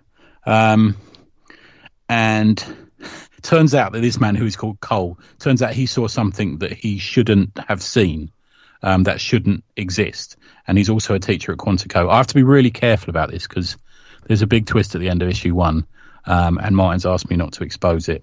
And Cole teams up he's asked to join this group of people, this special investigations sort of black ops kind of group of people, in which he does. And 2 really clever things happen, and I won't spoil them, but they kept me guessing all the way to the end. And it's a clever book. I sent Martin a message saying that's one of the best fucking issue 1s I've ever read. It builds it up. Nice. Really, really good. It's got some lovely variant covers as well. Yeah, it has. It's got some sort of cool, sort of design heavy. Yeah. I know you 2 guys would love those variant covers. Really the cover iconic. where the woman's got the black X's over her eyes, and she's putting the sunglasses down. Yeah, no, she's a character in it. I can't talk about. I've forgotten the creator for now, but that's a stunning cover. Okay, it has implications that what we know may change the world, and not perhaps in the way you're thinking. From the way I just said that, it's interesting. It's a real ideas book. Tynnion, the Force, come up with something that is worthy of something maybe Warren Ellis or something like that will have written. You know, the really heavy, interesting, deep idea that will only continue building, I think, through the next few issues. And a thought bubble guest. Oh, brilliant! Oh, there you go. Excellent, good stuff. Mine's art has changed. I have to say, he's slightly looser, but it's got more of a... I messaged him saying it really reminds me of John J. Muth, who did Meltdown and a lot of other books. And he's always had that Sienkiewicz tip on his work, hasn't he, that we've admired previously. But there's more a sort of looser Sienkiewicz feel to it. It's very cool. It really is. Because it's done in this covert world, it's got secrets and lies and hidden things. It suits that subject so well. The characters are once very iconic and recognisable, but full of like real life expressions and real life movements. This Cole wears a pair of glasses, and they sort of flip about a bit on his head, depending on what state of mind he's in and stuff like that. The people move on the page. You'll see when it's not out until the end of September. But you've got to get a copy. And there's a real motion to the way he draws people. There's a movement in each of the panels. There's no stiffness. I think I'm getting to the point now where I just hate things that are just like completely confined within a panel, you know? And he moves about on the page. There's some really interesting stuff. And the conversations have a real energy to them. Much of this, because it's a conspiracy book, much of the action is involved in what we're told, kind of. But it's not exposition heavy. It's very much in the conversation. And something happens towards the end, which I can't reveal. 2 things happen. The first one, visually, is just an explosion. It's just so stunning, so beautifully done. And it also has that element of paranoia, which just reeks off the page. I have to say, Tynnion's a great writer, man. I didn't realise quite how good he was. I'm on board this. He's just sent me through issue 2 as well, which he says gets a bit darker, which I can't imagine how much more darker it's going to get than that. But yeah, I think this is going to be a book to watch this year. I genuinely think Image is a funny beast, isn't it? Sometimes Image books come out, and no matter how, I mean, we talk about comics and read about comics constantly every day, don't we, as a little group of friends? But sometimes Image books that come out I haven't heard of. Yeah. And I think sometimes you really need to spread the word on Image books, because otherwise they don't quite, unless you're poring over Diamond every day, you sometimes miss things, and I don't think this can be missed. I think this really should get a name out. So end of September, you go to your comic shop and pre-order it now. Go to your supplier of comics and pre-order it, because I think it's going to be a big one. I think you'll want to get this in issues rather than in trades, because I think the issue prices will flip up, and people will finally realise, as we've been telling them for years, how good Martin is. You know. Yeah. And Jenny Frisson was the... she did the cover. Lovely. She did the cover. Yeah. I would have a print of that on my wall any day of the week. Nice. Beautiful. I'll wait till you... I'll get the permission from Martin and send you the copy of this, guys, but wait till you see the twists. Brilliant. Really good. The Department of Truth issue 1. Yeah, very good. There you go. Speaking of twists, I'm going to talk about an issue 3 of a series that Tony probably a few episodes ago he brought my attention. And I knew you'd dig this, man. I knew immediately. Yeah, this is Vince all over it. Yeah. This is available digitally. It's pretty decent value actually online. It's only $1.59. Yeah, I think the first 2 issues are available on Comixology. The third issue is coming to Comixology, but it's currently available through his website through Handwritten Entertainment. I spoke to Sean earlier. Yeah. Yes, this is written by Sean Gabarin, art by Michaela de Seiko. I won't get that right. Hopefully, I did. Yeah. Color by Jan Parallet. And this is issue 3 and issue 1 and 2 because I'm going to recommend the whole fucking thing to you all. Is Let's All Die. Now, for those who don't know, this is the synopsis, shall we say. When Zoe and her friends head off for a weekend at Camp Silver Skies, they only have one goal in mind: to die. Which is a really interesting setup. They know a slasher stalks the camp. They know no one has walked out alive in the past 20 years. And that's exactly why they're going. Now, as Tony explained, one of the things that sold me on this... A suicide help group. This is a suicide help group who have all decided they're just going to go somewhere, to take that moral question out of their hands. They're going somewhere for someone to kill them. And where do you go to get killed? You go to a summer camp in America, don't you? Where a slasher will... Yeah, it's basically like Jason Voorhees, isn't Camp it? Crystal Lake, yeah. But when a woman's car breaks down by the camp, they must decide between fulfilling their goal or helping her get out alive. Yeah, but I'm not sure who she is. And my God, that's playing on my mind. This is a very interesting book. When Tony initially talked about the first, I think it was 2 issues, wasn't it? Yeah. You talked about issue 1, but issue 2 had just come out, I think. So immediately it was click, let's read these. This is such a good series. This is you're absolutely right. This was completely in my wheelhouse.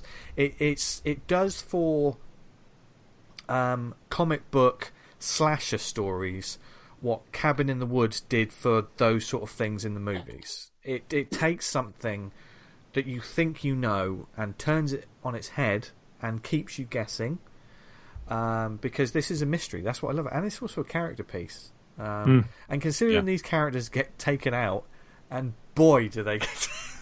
The thing is, there's that weird combination of they tell you they want to die, but survival instinct may or may not take over. It's hard to tell, isn't it? Yeah. And they don't, just because they've been in this group, they all don't really know each other. There's lots of things going on. Yeah. And Tony didn't spoil anything for me when he did the first one, and we're not going to spoil anything for you now, because the joy of this book is like the joy of a good horror movie, or that sort of like, you don't know when someone's going to go at any time.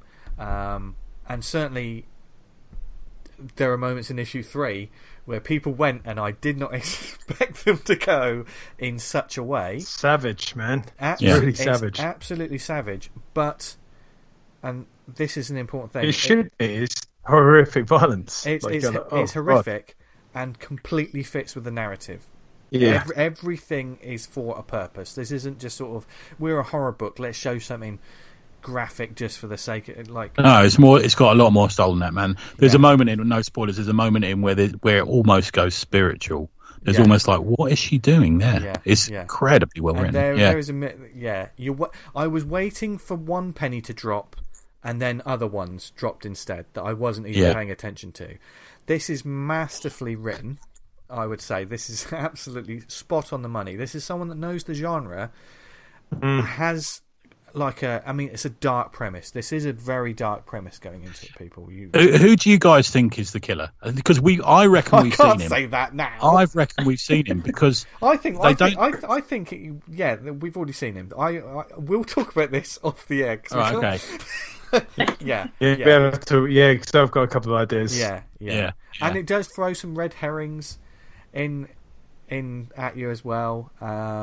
There was one death, I think, at the end of issue 2. I didn't expect that character to go so soon. Yeah. And when I read it, I messaged Tony like, the way that happened is. Yeah. I mean, death is never good, people, but the way it happened, it was pretty fucking sweet. That's nightmare, isn't it? That's anxiety dream nightmare. That it's isn't it? Fucking awful. But also, big shout out to the creative, the artwork team and stuff as well. Clean artwork, nice and clear people. You know who everyone is, don't you? You know who everyone is. There is facial acting, which, when you want fear and terror, is written across their faces. I mean, let's face it. In a story like this, you know what the setup is. They're in Camp Crystal Lake, essentially. Like you say, it's Jason Voorhees. So the killer himself does have that sort of, it's a faceless kind of killer, but there's still a cool look to him. I think you're seeing more of him as the story goes on, and I'm waiting for that reveal. And this must be only 4 issues, because it feels like we're on the precipice of. And it's not at night. It's not like dark in the shadows. No, this is the bit in Halloween where you see him standing in the street, and it's more chilling because it's the middle of the day. Yeah. It's like that for me. Yeah. We've had an issue 3 as well. I mean, the creative team could correct me online if I'm wrong. I think issue 3 has every horror film has that's the death everyone remembers. That's everyone's favourite death. I think issue 3 has that. Yeah, okay, I think I know the one you mean. And it's the one towards the end. Yeah, it's the one towards the end. There's a moment I've in never seen before, and that's great. Yeah, the thing is as well, it's like I'm used to horror comics that give everything away in the first issue, and then it's just let everyone running around till everyone gets murdered at the end of issue 4 or something. This one keeps the ideas coming. He's staggered it all, isn't he? Which is clever. Yeah, and I think even though it is, you've got your final character or whatever, you have that sort of setup. They're all really well written. This is about the people as well. I mean, what they managed to fit into 24 pages for each issue is staggering. I think it's staggering, because sometimes I've read 6 issues of a series and I haven't given a shit about a character when they die. Yeah. So yeah, Let's All Die. It totally hit me right in my horror vein where I wanted. There is also a lovely black sense of humour as well. This isn't a grim. You're not going to read it and then think, what's the point of anything? Which I think is a danger with some horror books. Some of it's so dark and so there has to be a sense of, dare I say it with the subject matter here as well, but there has to be a sense of fun, I think, with horror comics, don't you think? I think, especially now, the world is a nightmare enough. This is entertainment. This has got the freshness feel that I had when I first saw Scream. Yeah, never mind the sequels and all that nonsense. The first one had a fresh take to it, didn't it? Yeah, and it still stands up. Yeah. You've really sold that one to me. Well done. Nice. No, it's really good. It's really good fun. Yeah. And you will sort of possible future guest. Yeah. Yeah. So definitely check this series out, because I absolutely love it. And it's just a really well put together indie book that more people need to know about. So thank you, Tony, for letting me know about this, because this is and it's a bit of a weird one, because it's Handwritten Entertainment, which is a company that I think it's just this book, because he does stuff. Who does he normally do stuff with? Action Lab, isn't it? Yeah, Action Lab, Danger Zone, isn't it? And this is just a project of his own. So it's one of these things. Unless you really dig for stuff, you never find stuff on Comixology. Here's something I wanted to. I don't know who does the letters on it. No, I'm not sure. But here's something I noticed, and go back and have a look at it, gents, and see if you notice it on issue 3. When it comes to the action moments, the dark moments, the horrific moments, there's no effects. There's no you're sound, right. There's no sound effects. Yeah, I like that. The only sound effect you have is when I think someone's asleep and there's sounds coming from outside. There's just one page with some effects of thump, thump, thump, thump. There's no effects for anything else, and I didn't doesn't it? I didn't think about it until afterwards, and I thought that's really, really effective. That's it's clearly a choice, and because do you think that creates more tension in it? I think it totally does, and I think there's a coldness to it, isn't there? There's an everyday coldness to it, rather than having huge sound effects, which kind of take away the reality of things sometimes. Yeah, don't they? I guess sometimes sound effects they come across as a little bit. It's a little bit cheesy, and I guess if this is a horror, then it's something you want to avoid. Because if you have a moment where something, someone dies. I'm not going to say what happens. I'm looking at a page now where someone dies. If you had an effect on that would probably cheapen it. Maybe diminishing it. Diminish it. I think that's the lack of sound effects isolate you as well. You've got there's not so much information coming in from the world. You're only limited to what you're given. Yeah. It's an interesting touch. It's telling you when you put a sound effect on a page, and it's something I don't think about that much, I guess. You're telling the reader what they're hearing.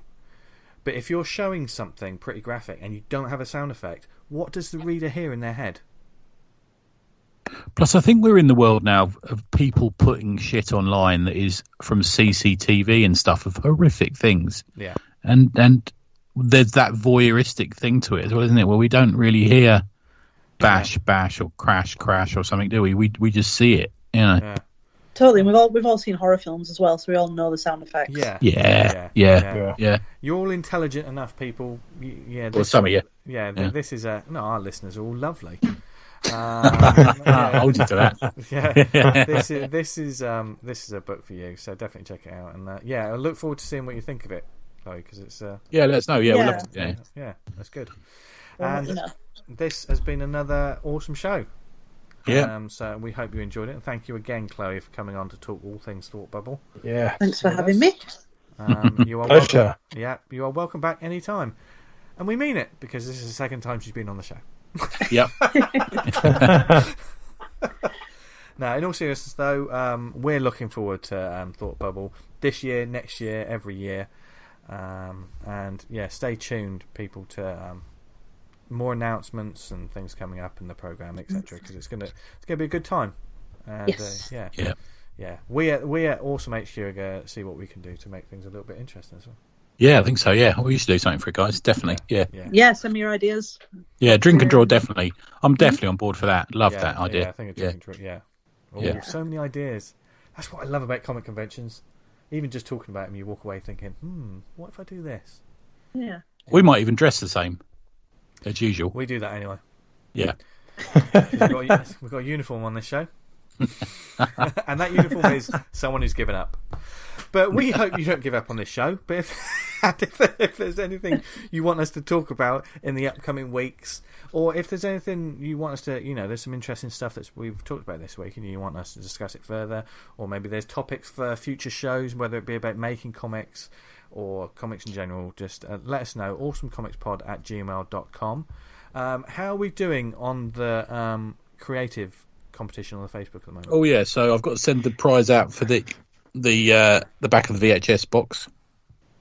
Yes, next week we're starting the character design phase. I got it wrong. I thought it was the logo. It's actually the character design phase. Oh, that's going to be fun. Nice. Yeah. That will be that's fun. Gonna be fun. For those who don't know, if you just started tuning into this show, we're on our Facebook community group, Awesome Comics Talk, which is just about comics. It's not about hard selling anything. It's a fantastic group of people. We're running this fun little thing where we're essentially going through different stages of a comic book. It's just a community creative exercise, just for a bit of fun, to keep you entertained. We've got so far we've had the name of the character. Yeah. And we've had the story, the pitch. Yeah. So we've had the name, the synopsis. Next is the character design, and then there's going to be like the masthead for the comic book, and then there'll be a comic book cover. And at the end of the day, it's just a bit of fun. But I'll tell you everyone who wins each stage gets a little prize from us. I send it out. So I think we've had the same winner for the first two, haven't we? Yeah, Jay Fringham. Jay's won it. Yeah, I've got to send him his gift this week. Yeah. But you're not allowed to win next week, Jay. Come on. No. What's going on? No. Stop it, man. Stop it. No, but to all the people who have sent stuff in, there's been some great stuff coming in. So we love it, and we love seeing the creativity, especially at this time right now. So keep it coming, and we'll let you know about probably next week more details about it as well. But anyway, that's on the. You can follow us on Twitter @TheAwesomePod. I was going to talk about that later, so I've sort of thrown myself off my own track. Did you notice that in my voice then? I didn't know what I was talking about. Yeah, that's fine. Going with it. That's all right. I'm a professional. Get back in the ring. Follow us on Twitter @TheAwesomePod, where we'll be just doing whatever, retweeting things, announcing guests, talking about stuff. I think the Awesome Pod's probably going to be the only social media I'm going to pop on at the moment. Yeah, me. Yeah. Well, the Facebook page as well. Yeah, be on there. Page, yeah. The Facebook page, if you can find us on Facebook, facebook.com/AwesomeComicsPodcast. And like I said, that group, Awesome Comics Talk, just go there. There's even if you don't like Facebook, because I don't really like Facebook, but that's a good group of people that I do like just sort of reading. Definitely. And it's thought out conversations.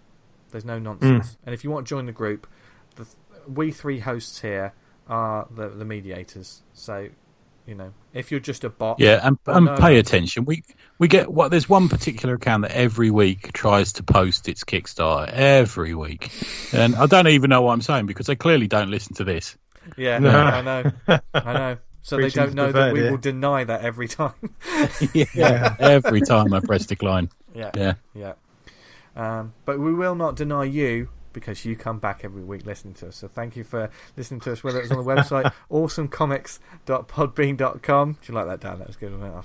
That was good. If you listen to us on iTunes, subscribe and leave a review. It helps get the word out about this show, and it makes our egos feel like someone's paying attention to us, and maybe someone new will listen. You never know. You never know who will be listening. Sorry? Yeah, exactly. And if you listen to us on the other networks, such as Spotify, Stitcher, Podnose, Podknife, and what other networks are we on, Tony? The only podcast you need for all your dinosaur comic needs is Pod Sadaka. Fair play. Yeah. Man loves his crisps. And where can people find us online, etc.? Tony?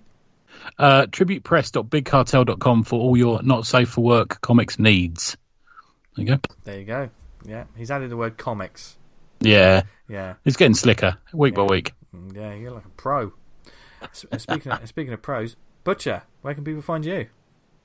You can find me on Twitter at Vanguard Comic, and you can read Vanguard at vanguardcomic.com.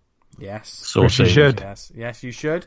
The comic is absolutely smashing it, and also Dan's how-to videos are very good. So we'll put get on that. Very, very good. You can find me on social media, wherever I may be, at Jester Diablo, which I'll probably post some more artwork, sketches and videos. Is Black getting going again soon, or? And yes, it will be actually. I've been off the boil with that, which is just for. We'll let you, babes. It's all right. We'll let you off. Yeah, I'm too busy posting pictures of my cats. And doing those stupid videos with you with a... I'm not going to apologise for that. I love that Snapchat filter. It makes me laugh. I've got about 2 gigs worth of videos that I will never post because I've done them just to make myself laugh. Is that wrong? Probably. But sending each other those reface ones as well, didn't we? Oh, yeah. With superhero stuff on. Yeah. Your face suits it really well, V. Yeah. Thanks. Mine looks like a glitch in the Matrix. You look good. You always look good, Dan. Thank you. You're all right as well, Tony. Putin likes it. Yeah. Chloe, thank you for putting up with all this nonsense. We did warn you that it got crazy around this time. Yeah. He said as soon as it hit 9 o'clock, it got weird. We were quite well behaved this week. It was all right. Yeah. I think it was a good one. So, yes, thank you so much for joining us this week and telling us more about Thought Bubble. Where can people find you and the event and more info, etc.? So website is thoughtbubblefestival.com. Oh my god. Twitter we're ThoughtBubbleUK, and then Instagram Thought Bubble Festival. Nice. There you go. And it's a very well put together website. Thanks. They know what they're doing, so it's very clear as well. Sometimes when you go on like Comic-Con websites and stuff, sometimes there can be an absolute mess. Have you know? Yeah. But Thought Bubble's always a joy. So there you go. And you'll be sticking with it, especially November 14th and 15th, 2020. So put that date in your calendars, people. Another show in the books. We're all going to go off and have a cinnamon pastry now. I'm not. No, Tony isn't that, but that's because of the cinnamon challenge that you might discover more about after the credits. So stay tuned for that. Thank you very much for listening, everyone. From Dan, Tony, Chloe, and myself, have a brilliant week. We hope you all stay safe and stay healthy, and you're all okay out there, no matter where you are and what you're doing. We love you, and as always, what do they do, guys? Stay awesome. Stay awesome. Come on, Chloe, don't let me down. Come on, stay awesome. Thank you, Chloe. Bye, everyone. Yeah. See ya. Bye. Bye.